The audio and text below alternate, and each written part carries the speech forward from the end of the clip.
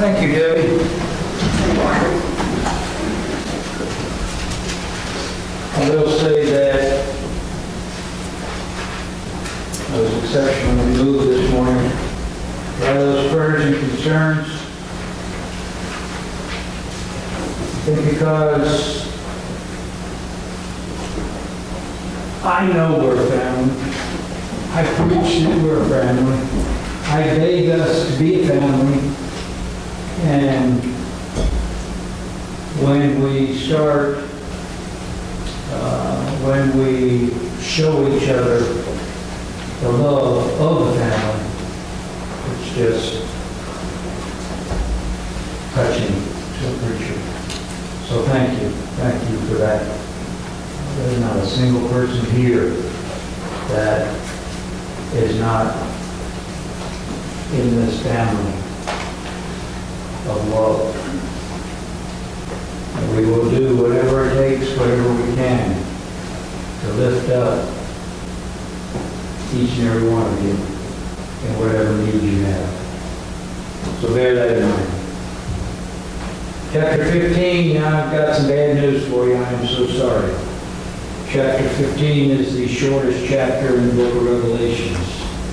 So by default, this will be the shortest sermon in the book of Revelations. So your nap is going to have to be excruciatingly short.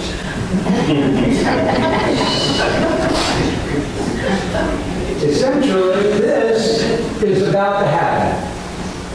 But just before it happens, there are some things that are going to go on in heaven and some preparations that are made in heaven that we're going to learn about, and they're taught in this chapter 15.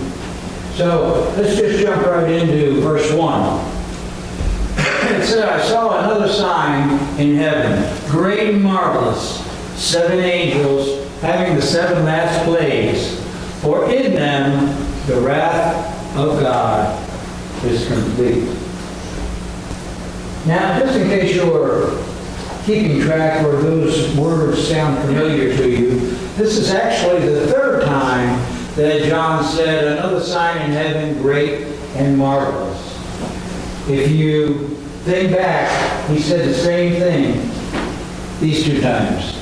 The first time was the woman, the vision of her representing Israel in heaven. The second was the great red dragon representing Satan in heaven. And now we have the 3rd one, the 7 angels with the 7 last plagues. Verse 2. That's a little bit difficult to read, so I will read it to you. I saw something like a sea of glass mingled with fire, and those who had victory over the beast, over his image, over his mark, and over the number of his name, standing on the sea of glass, having harps of God. I think it's pretty clear to all of us that the tribulation saints are very special people to God. They're very, and rightfully so.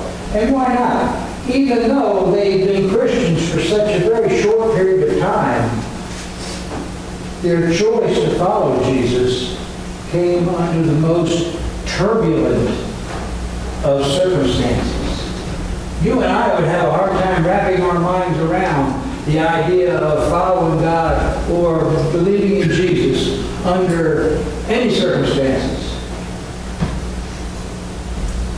And that's because it's so extremely easy for each and every one of us. It's so extremely easy right now. There's not a single one of us in this church, in this country, that is being tortured to convert to another religion or to convert to worshiping Satan. There's not a single one of us that are suffering a debilitating plague. There's not a single one of us watching our loved ones suffer or be killed because of what we believe. For us, there's no pressure. There is no pressure. And if we learn anything, if I have a single message through this entire book of Revelation, that's it. That's exactly it. Evangelize. Hand up the button.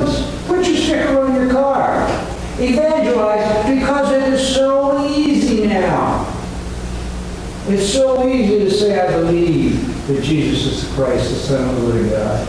Because pretty soon, or one day, it's not going to be easy at all. It's going to be very, very difficult. That's why these tribulation saints are so important, guys. Anyway, this is happening, and then right after that, they're going to sing two songs. They're going to sing a song of Moses, and they're going to sing the song of the Lamb. And if you're interested in the verses of those songs, you can find them in verses 3 and 4. We're not going to go over them today. So let's go to verse 5. Verse 5 says, "After these things I looked, and behold, the temple of the tabernacle of the testimony in heaven was open." Now, that's a pretty crummy picture, because there is no such thing as a picture as good as what you're going to see. That is a wow moment. That is truly a wow moment. I have not much doubt that that temple is going to much resemble or be exactly like the Temple of Solomon, which was the first temple. And at this point, you're going to actually be able to look through the temple and into the Holy of Holies. And sitting in the Holy of Holies will be the Ark of the Covenant. This will be a sight that you're not going to ever, ever, ever forget. Now, there is great significance to what I just told you. There's great significance and symbolism to being able to look through the temple and into the Holy of Holies and see the Ark of the Covenant. And I'll go through that in just a little while. But right now, I just want you to grasp this splendor that God is going to create in heaven for anybody who's watching at the time. From our balconies in heaven, as we watch the events that unfold in heaven and on earth during the tribulation period, this will be one of those that will be most glorious. God revealed in this temple. Verse 6. "And out of the temple came the 7 angels, having the 7 plagues, clothed in bright and pure bright linen, and having their chests girded in golden bands." Again, just another angelic sight. 7. "And one of the 4 living creatures," remember them? "gave the 7 angels 7 golden bowls full of the wrath of God, who lives forever and ever." Okay, now I'll tell you the importance of that temple. I'll explain the story to you.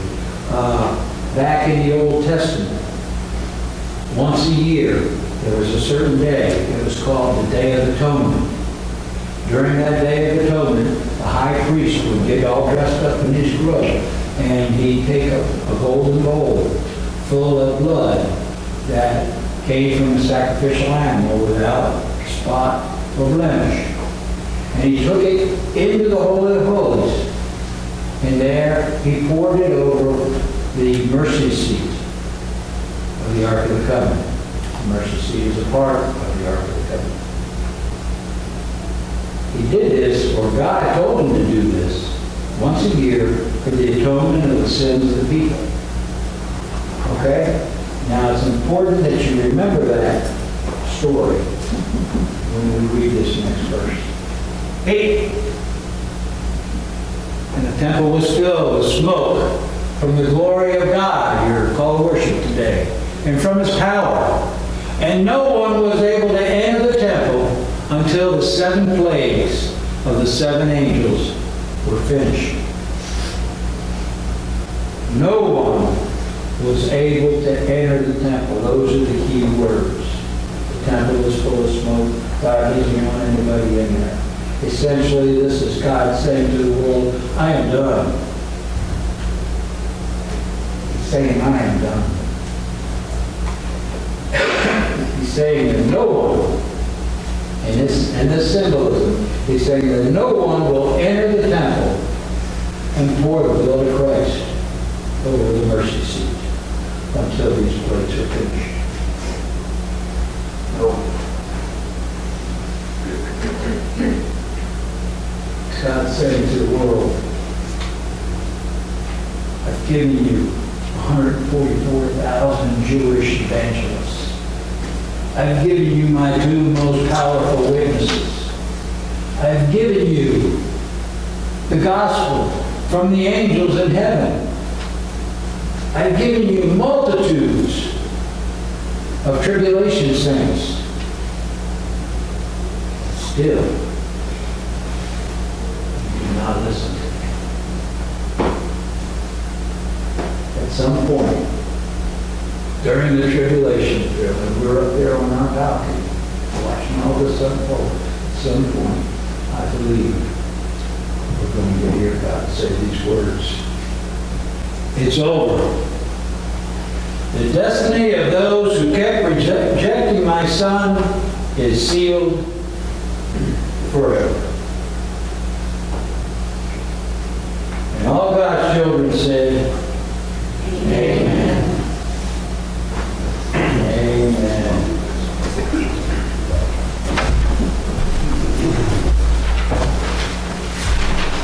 All right. Return to your offering and communion hymn, number 382. Have my own